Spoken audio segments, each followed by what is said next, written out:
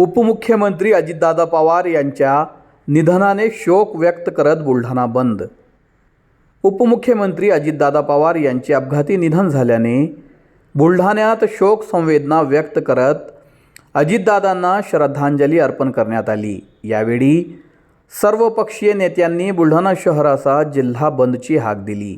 त्यामुळे सर्वच व्यापाऱ्यांनी आपली दुकाने आस्थापने बंद ठेवून अजितदादांना आदरांजली दिली आहे। एक हरहुन्नरी व्यक्तिमत्व, कुशल प्रशासक असलेले अजितदादांच्या अचानक जाण्याने महाराष्ट्राची मोठी हानी झाली, अशा भावना यावेळी सर्वपक्षीय नेत्यांनी व्यक्त केली आहे। राज्याचे उपमुख्यमंत्री दिवंगत अजितदादा पवार यांचं अपघाती झालेलं निधन हे अतिशय दुर्दैवी आहे। त्यांच्या जाण्याने एका राजकीय पर्वाचा अंत झालाय।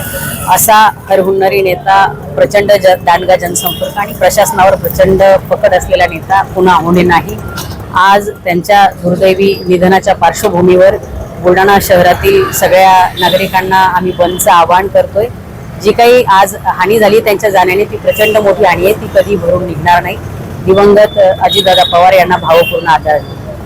महाराष्ट्राचे मुख्यमंत्री आदरणीय अजितदादा पवार यांचा आज सकाळी बारामतीला येत असताना विमान दुर्घटनेत दुःखद असं त्या ठिकाणी निधन झालं। महाराष्ट्राची अपरिमित हानी या ठिकाणी झाली।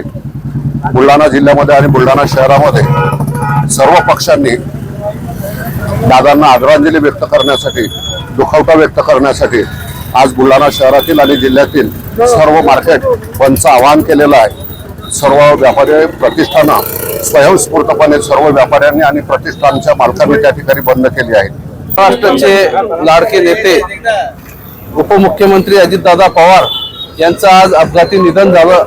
त्यामुळे संपूर्ण महाराष्ट्रात नाही तर संपूर्ण देशामध्ये शोककळा पसरलेली आहे।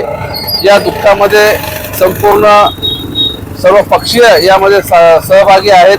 त्यामुळे आम्ही आज शोककळा या ठिकाणी असल्यामुळे संपूर्ण शहर बंद करण्याचं आवाहन केलेलं आहे आणि नागरिकांनी त्याला उत्स्फूर्त प्रतिसाद द्यावा एवढं आवाहन मी या भारतीय जनता पार्टीच्या वतीने करतो।